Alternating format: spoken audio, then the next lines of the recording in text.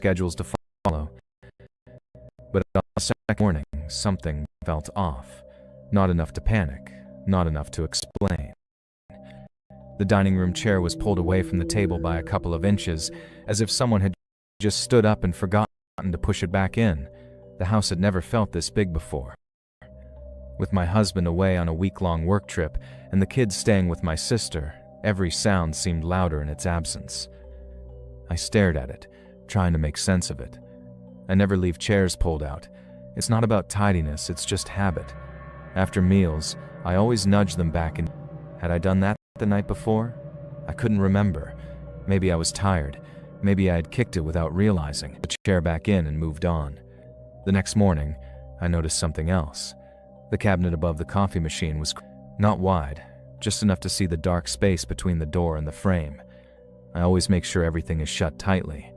Had I forgotten? I told myself it was probably just exhaustion playing tricks on me. But then I saw the TV remote on the coffee table, flipped upside down. I never put it that way. The buttons were facing down, as though someone had deliberately set it there. A strange sensation surged in my chest. I shook it off. When you're alone, your mind has a way of creating patterns, of noticing the smallest discrepancies. Maybe it was just the quiet amplifying things, but by the fourth morning, I didn't ignore the discomfort any longer. The cereal box was left open, the hallway light was on, and Luna, my aging retriever, had been acting strangely. At night, she would pace around the house, softly at corners or I assumed she missed the kids, but did animals sense things we couldn't? I found myself double-checking the locks every night, front door, back door, garage, even the windows. I'd tug on them, just to hear the reassuring click. Everything was secure, everything was locked. That was the only thing that kept. The fifth morning, I found something that made my stomach twist in a sickening way. The stack of folded laundry I had left on the couch was slightly askew, as though someone had brushed against it. I hadn't moved it. Luna couldn't have reached it. Even if she could, she wouldn't have moved it so neatly. I stood there, staring at it, the feeling in my chest turning cold. I tried to laugh it off. I told myself I was just being paranoid. My husband would have teased me for being overly dramatic. My sister would tell me to get more sleep. But deep down, I knew something wasn't right. Luna's behavior grew worse. She whined incessantly, her breathing coming in short, panic bursts. She paced in tight, agitated circles, her body stiff. She kept nudging her nose against the bedroom door as if she wanted to open it. "Luna," I whispered, kneeling down to rub her fur. "You're making me..." Her fur stood on end, her whole body tense with fear. Dogs know. I didn't, but she did, and she was terrified of something. The clicking grew louder, shifting metal, scraping against the walls from inside the house. My heart pounded in my chest, thudding so loudly it drowned out everything else. I grabbed my phone, turned on the flashlight, and slipped out of bed. Luna didn't budge. She just sat there, trembling and growling at the wall.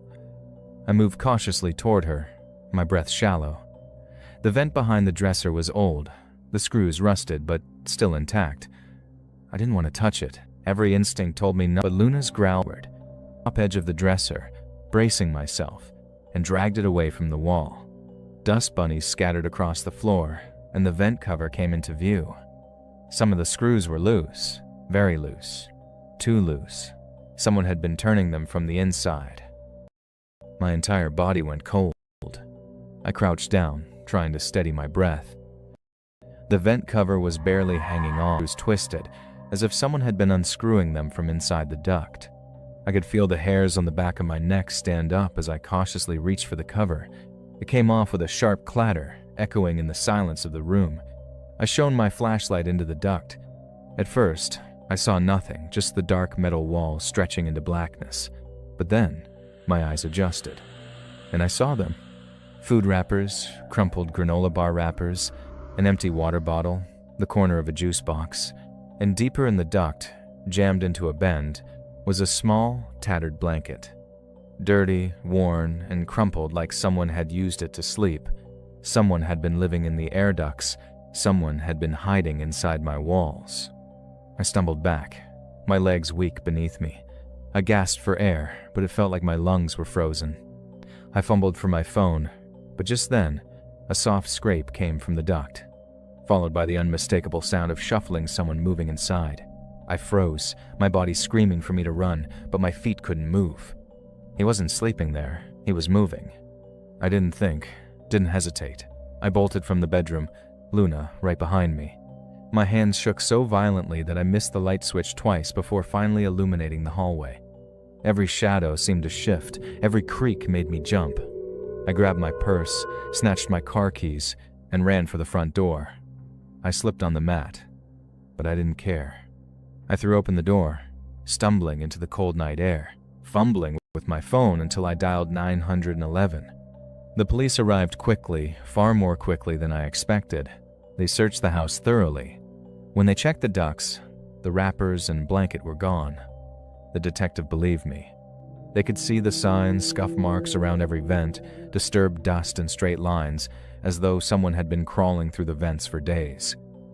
They asked when I first noticed things shifting. I told them about the chair, the remote, the laundry, small things I had brushed off at first. The detective nodded grimly. "That's how it starts," he said. "Small disturbances." He was testing boundaries, testing what you'd notice. The realization made my stomach churn. He had been watching me. He had been moving through my house while I slept, just inches away. He had probably stood over my bed. He had seen me, heard me, watched everything. I stayed at my sister's house that night, but I didn't sleep. Every time I closed my eyes, I saw him crawling through the ducts, slithering like a snake in the dark. I imagined him watching me while I cooked, while I slept, while I lived my life. The next day, I returned to the house with officers to gather my things. Every vent cover felt like a hidden passage, every shadow a place for him to hide.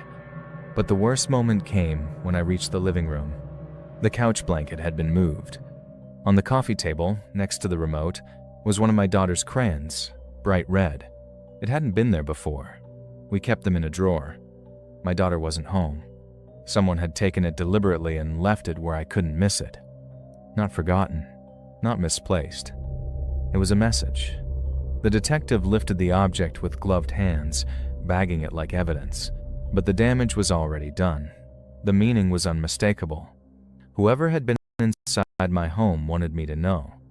Worse, he wanted me to understand that he knew I'd noticed. They searched everywhere. The attic insulation was torn apart, crawl spaces checked inch by inch, the basement cleared. Nothing. Eventually, they decided he must have slipped out, panicked, and ran. A simple explanation. Too simple. Because I'd heard the noises above the ceiling. Slow, careful, moving. I knew he hadn't left. Not right away. He'd been in the ducts, listening, waiting, learning my routines. He could have been anywhere, watching from places no one thinks to look. I never slept in that house again. I returned only once, weeks later, to sign the paperwork.